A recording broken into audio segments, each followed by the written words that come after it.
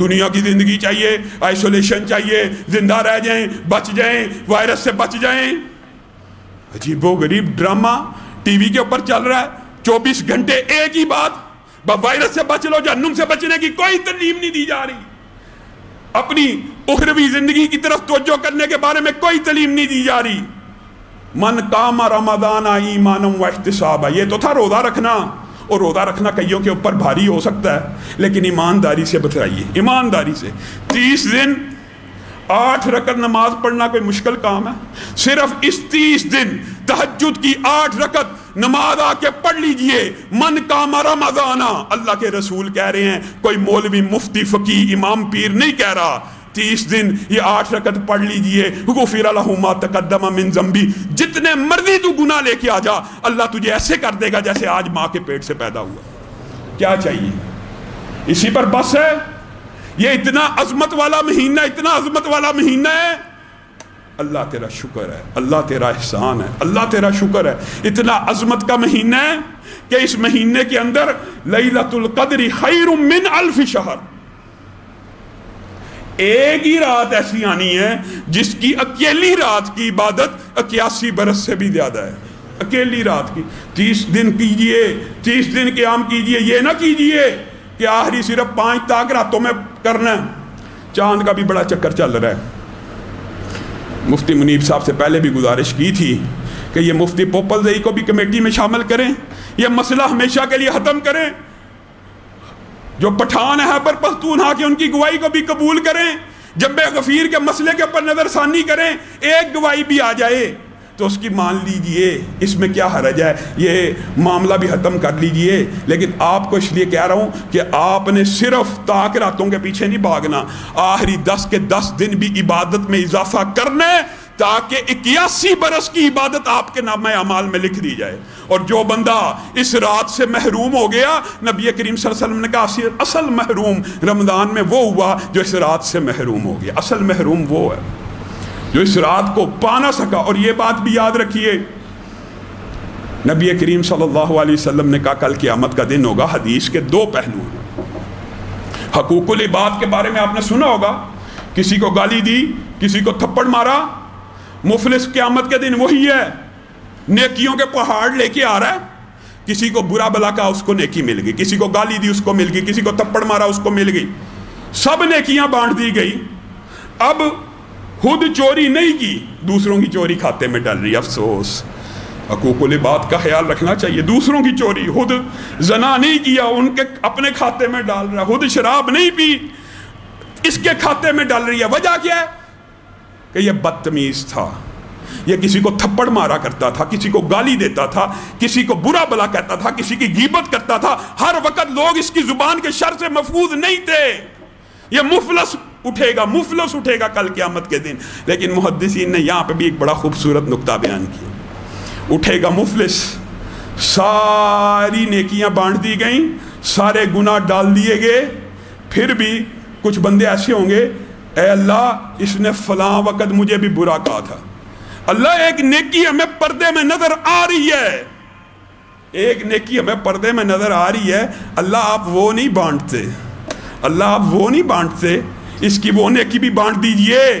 محدثین نے لکھا ہے اس وقت اللہ رب العزت کہیں گے الصوم لی الصوم لی وانا اجزی بہ، یہ روزہ خالص میرے لیے تھا، اکیلا گھر میں ہوتا تھا، پانی پی سکتا تھا، کھانا کھا سکتا تھا، حلال پانی کو، حلال کھانے کو، حلال بیوی کو میری وجہ سے چھوڑا، اس میں تو ریاکاری بھی نہیں تھی، یہ تو ایسا معاملہ تھا، تنہائی کے کئی لمحے آئے، یہ میرے ساتھ معاہدہ توڑ سکتا تھا، لیکن اس لیے میرے لیے بھوک کاٹی، اس کی یہ نیکی کبھی نہیں تقسیم ہوگی، اور اس کی اس نیکی کی وجہ سے بالآخر وہ جنت میں چلا جائے گا۔ اور محدثین نے جو دوسرا باب باندھا وہ یہ ہے الصوم لی وانا اجزی بہ کا دوسرا ترجمہ محدثین نے جو کیا ہے وہ عجیب ہے۔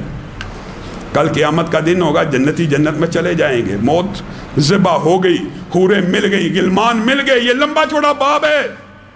جنتیوں کیسے اللہ کہے گا، اللہ ہر حالت میں خوش ہے، ہر نعمت مل گئی، حوریں مل گئی، وَرِضْوَانٌ مِّنَ اللَّهِ اکبر بھی ایک نعمت رہتی ہے. جیسے آدم کو جنت سے نکال دیا تھا, ایک دن ناراض ہو گیا تھا, تمہارے اوپر کبھی ناراض بھی نہیں ہوں گا. جنتی سجدے میں پڑ جائیں گے, سجدے سے سر اٹھائیں گے, اللہ پوچھے گا کس حال میں ہو, کہیں گے اللہ ہر چیز دل مل گئی, آپ کی رضامندی اور خوشنودی بھی مل گئی, اب تو کسی چیز کی چاہت نہیں ہے. محدثین نے لکھا ہے یہ وہ لمحہ ہے الصوم لی وانا اجزی بہ, اس وقت اللہ رب العزت اپنے چہرے سے نقابوں کو اٹھا لیں گے. کن کے لیے؟ ان روزے داروں کے لیے. اللہ ہمیں ان میں کر دے. الصوم لی, روزہ میرے لیے ہے, اور اس کی جزا یہ ہے کہ تم اپنے رب کا دیدار کر لو. وافضل النعیم زیارت العزیز الحمید ورؤیت وجہ الکریم.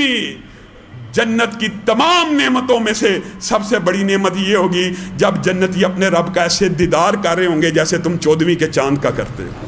سب سے بڑی. وفی ذالک فلیتنافس المتنافسون, یہی وہ نعمت ہے جس کے لیے مجھے دنیا اور دنیا کے اندر جتنی سٹرگل ہے نا, مفسرین نے لکھا ہے سٹرگل اللہ کے عذابوں سے بچنے کے لیے ہے, جنت کی نعمتوں کے لیے ہے, لیکن وفی ذالک فلیتنافس المتنافسون. بندہ مومن اصل میں ساری نعمت اور سٹرگل اس لیے کر رہا ہوتا ہے اس خالق کا دیدار کر لے جس نے پیدا کیا, اس حالت کو دیکھ لے اپنی آنکھوں سے. وجوہ یومئذ ناظرہ الی ربہا ناظرہ, چمکدار چہرے اس دن اپنے رب کا دیدار کریں گے. اللہ ہم میں سے ہر ایک کو اپنا دیدار نصیب فرمائے. اور اگر کوئی جہنمی یوم کتابت تقدیر کے دن لکھا ہوا یہاں پہ بیٹھا, اللہ اس کو آزاد فرما.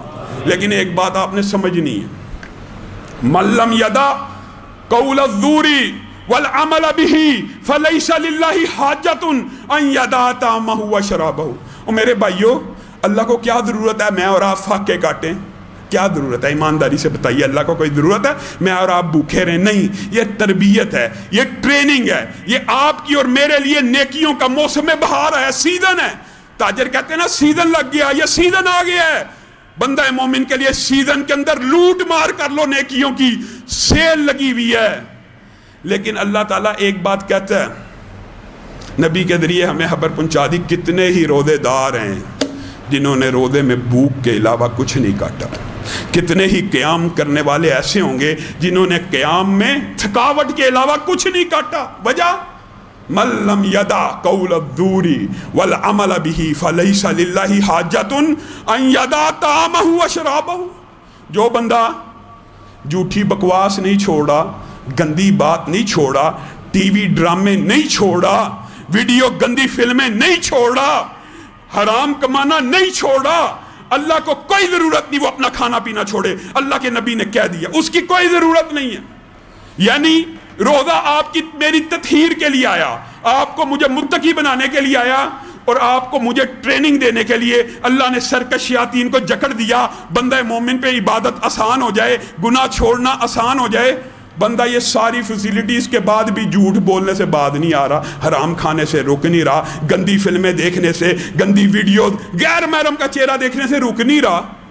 اللہ کو کیا ضرورت ہے یہ کھانا پینا چھوڑے؟ کوئی ضرورت نہیں, کوئی ضرورت نہیں. یہ پھر فاقے کاٹ رہا ہے, یہ پھر اللہ کے ساتھ دھوکہ نہیں کر رہا, اپنی ذات کے ساتھ بھی دھوکہ کر رہا ہے, دھوکہ کر رہا ہے. اللہ کو کیا ضرورت ہے؟ ہاں رسول اللہ نے کہا اللہ کو ضرورت اس بات کی ہے روزے کے عالم میں کوئی تیرے سے آکے بدتمیزی کر رہا ہے, بد زبانی کر رہا ہے, کیا کہ انی صائم, میں نے روزہ رکھا ہوا, نہیں تو میں بھی جواب دے سکتا تھا. یہ ٹریننگ ہے. روزہ رکھا ہوا ہے, صرف پیٹ کا روزہ نہیں ہے, صرف فاقہ نہیں ہے, یہ روزہ ہر برائی کے لیے ہے. عجیب بات ہے, پکیزہ دودھ چھوڑ دیا, سود نہیں چھوڑوں گا, پھر بھی روزہ رکھوں گا, کوئی فائدہ نہیں. پکیزہ پانی, دودھ, گوشت, جو چیزیں اللہ نے حلال کی ہیں وہ چھوڑ دینی ہیں, اور حرام نہیں چھوڑنا. اور میرے بھائیو روزہ یہ بات سکھلاتا ہے اگر اللہ کے لیے حلال چھوڑ سکتے ہو تو حرام کیوں نہیں چھوڑ سکتے؟ اللہ کے لیے حلال چھوڑ سکتے ہو تو حرام کیوں نہیں چھوڑ سکتے؟ اللہ رب العزت جو کہا گیا, جو سنا گیا, اس کو سمجھ. قم للصلاة إذا المؤذن كبارا أقبل لربك مسرعا متطهرا دع عنك